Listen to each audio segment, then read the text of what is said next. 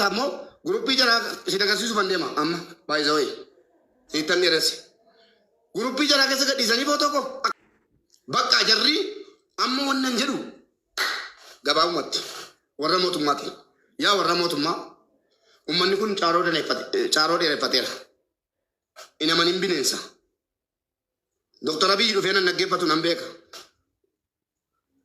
tari hidatan tokko hidatan ganda as kessa jirta ummanni kun ummata waliin dammaramu miti walillahi rifamneeyyu akka irtiraatti ollaataaneeyyu warra gumaati jaallattan jibbitan hin hafu wanti kun ummanni kun kan calii calankoo kanaanolee kafaluu qaba kabachiifamuu qaba funyaan qabame bakka utuu sanaa boonyu kaleessa wallaggaan keessatti morma kutanii ulee keessa baasanii fudhatanii dhufan harra immoo salaaleen keessa ummata salaalee ummata tuulama finfinnee keessaa buqqisanii baadiyyaatti galchanii kan waardiyyaa godhanii andi isa dur Jawaar jedhaa ture wallaahi jagootiin argan barana carraamaan hin qaba bara wayyaaneen kabalameen boolee keessaa reetame paaspoortiin harkaa fuudhame maqaa biraatiin an biyyaa ba'e warri kayroo ni beeku maqaa kayyuutti jijjiirradheen biyyaa ba'an sini galee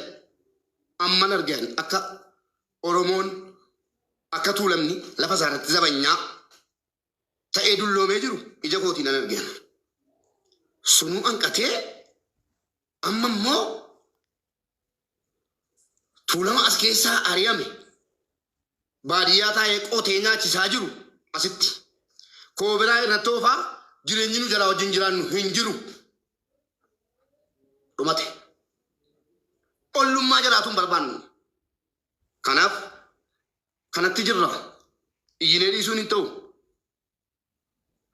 Oromoo taajjaba gaafa wallaggaan keessaa ilmoon namaa du'e ilmi Oromoo tokko shanee miti dhageessaa finfinneen jiraan namarraree jira lubbuun ko wallaahi of jibbeen jiraan ergan haadha sana immoo asaasii dhagee of jibbeen jiraan shanee miti 50 ta'u waan barbaade ta'u baga ilmi Oromoo ta'e Oromummaa isaan dhugaa qalanii ulee keessa baasanii shaneedha jedhanii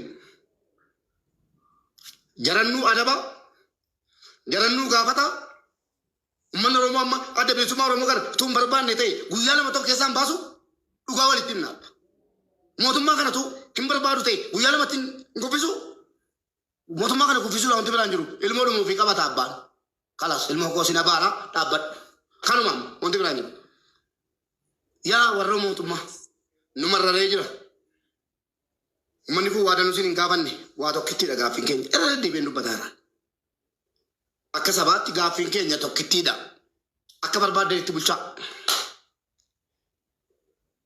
finfinneen keenya afaan Oromoo afaan federaalaa ta'u jinniin jaankaa ta'u waan dur wayyaanee kokkeetti qabnee gaafataa ture waan waaqoon guutuu leenjisoo diigaa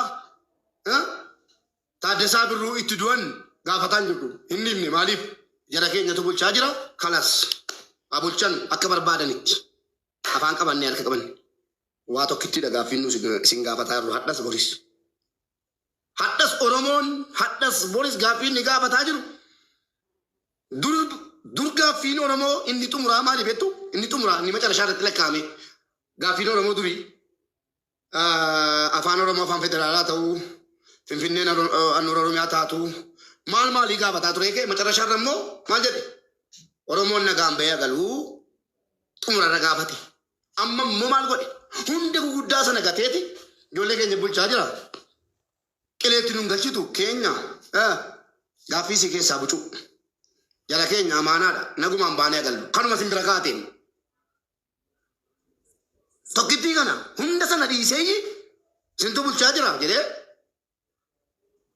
tokkittii isii keessaa macarashaa Oromoon nagaan bahee agalu akkan duune Oromoon duuti isaan dhaabatu taanaan wanni isin mubee of qusadhu mubee biyya keenya of qusadhu irraa geedra abbaa keetii nuti qabadhu buusii mucaa kana buusii waa'ee of qusadhu jinni minaamini dhiisii akkasitti naasanii nuti qabadha laa sirrii jedhee rakkoon qabu maal udduudhaan nabaa lubbuun dhugaa dubbatanii maal nan sobee deeggartoonni mootummaa nan sobaa jira deeggartoonni waboo nan sobee na gorsaa kana irratti qofa yoon sobee yoon dogoggore na gorsaa Oromoon kan inni qeerroo dhibba meeqa dhabe maaliif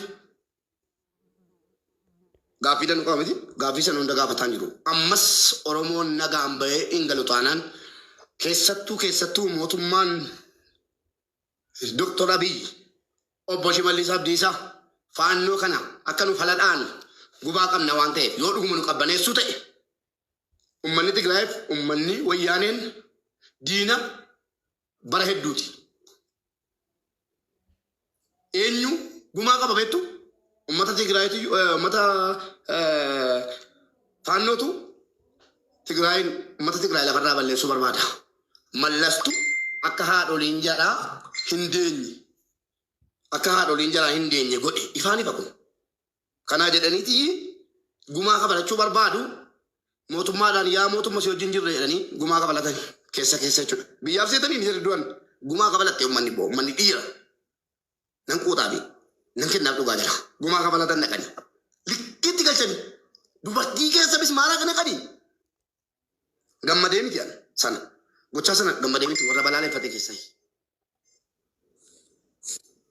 Dhageessanii bismaara dubartiitti naqanii mukaan ordanii waraabanii gadhiinnaan bakka uummanni waan ta'u wallaale. Amma immoo yaa warra mootummaa yaa warra wooboo harka keessan uummatarraa buusaa yeroodhaaf walitti deebitu hin wallolinaa isiniin hin jennu dandeessanu nagaa buusaa diddanu sin caalan beennu keessa waliin fixadha. Ammaaf walirraa dhaabadhaati. Ummata kanatti qeerroon akka hidhatu mootummaan nuuf eeyyamu. Mootummaadhaa ol ta'ee jennaan TPLF mootummaadhaa ol taanaan faannoo hidhachiisee mootummaan TPLFin aleele. Faannoon immoo amma humna mootummaa naannoo Amaaraarra darbeera.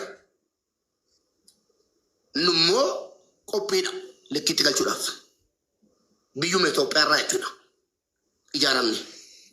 Kanaaf mootummaan erga humna keetii ol ta'an yaa mootummaa ummata kanatti nu ergi an Mubaarak Musammaa warra dhaqu keessaayi wallaahi wabillaahi warra dhaqu keessaayi afaanii miti gocha jagnummaa qabaadhee miti ummatumti kun naa jettu badi ummatumti taki akkookeetti dawwali bilookeessi godhaa warra diimtima ilmoon kootu keenyaan warra fudhatee deemu keessaayi An daqiiqaa tokkitti qaba dubbisee buu. Namni taddaa afaan keessatti namni taddaa haasaa afaan Qoy Mubaarak. Naafi nurraa cufiinsi. Qoy Mubaarak. Qoy naan jedhina mana hin qabaan. Maa sanuma sitti muufanii bar. Sanuma obsime. Mootummaan akka kaleessa TPLF biyya diiguudhaa gaafa inni ka'u yaa mootummaa gaafa biyya diiguudhaa ka'u TPLF faannoo hidhachiiftee tumsiiftee miti. Faannoon immoo naannoo Amaaraa diigee haadholiin Amaaraa nu haammataa jiru keessaan nuyin. Haadholiin Amaaraa gudeedamne ilmaan keenyaanii. Siyaasas hin beektan nus hin beekna. Haadholiin Amaaraa in boo'aa jiru. Boo'uu jaraan barbaannu hallaqe. Likkii galchidha. Itti nu ergi. Kun waan oolu miti. Dhugaa dubbachuuf jarri dhuftee nagaan nu bulchuurra isin nu fixaa nu bulchuu feena. Oromoon kana booddee nama jala bulu hin jiru. Wallaahi wabillaahi. Oromoon kana booddee nama jala galee bulu hin jiru abadan. Yoo sabummaa jijjiirrate malee. Kana bartanii ummata shiftaa kana. Warri koo faannoo hidhachiisaa jiru mammaar yoonii maanyaa ifaan ifatti koo biyya galanii ba'aa jiru. Yaa mootummaa miskiinummaan kee gahaa kun. Ifaan ifatti wal hidhachiisaa jiru jabse. Waan qaban gurguranii. Nummoo akka ummataatti nageenya keenyaaf mootummaan furmaata tattamaa waan faannoo jedhamtu waan deeggaraa faannoo jedhamtu lafarraa balleessuun furmaata yoo akka carraa jarri kun warra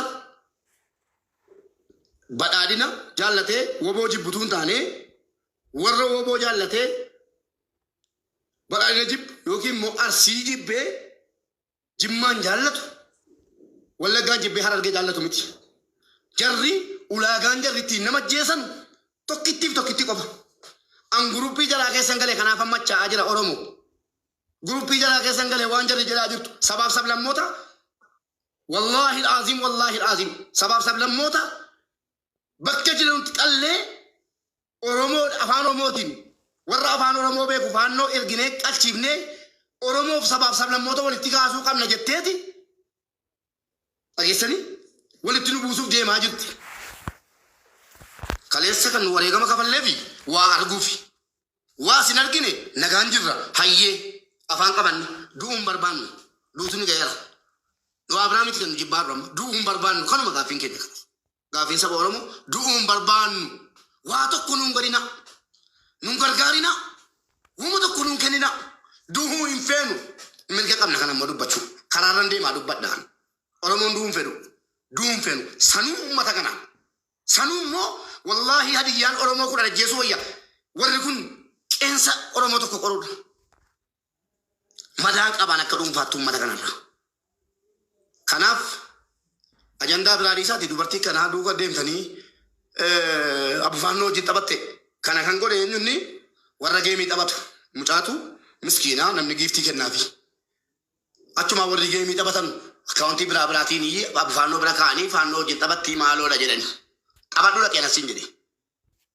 Kijibduu duuba. Waan biraarraa softaa jarri nu hojjettee kaate diraamaa sin hojjette ilaala. Fixeera bakka dhaabeeraan sinirraan dhabanan deemaan. Ilaala.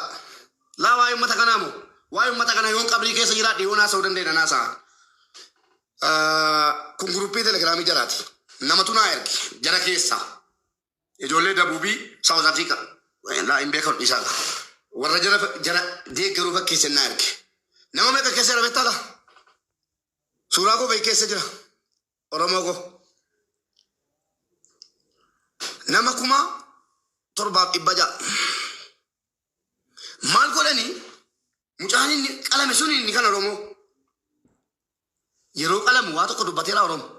Rabbii jalaati. Jecha tokko dubbateera. Wayyootuma nu jedhu qalam miti.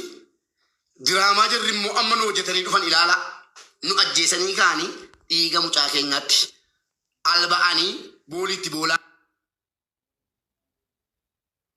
an dhiiga mucaa keenyaatti amma kan nagu beena danfise immoo maali beektaa diraamaa siin hojjettee jirti maal goote mucaa galtee jiibsite miti basmaan balinna iradoo erga jetteen booda maal jettee amma kan biraa akkasiin jette ilaala diraamicha ilaala. Hin qallela.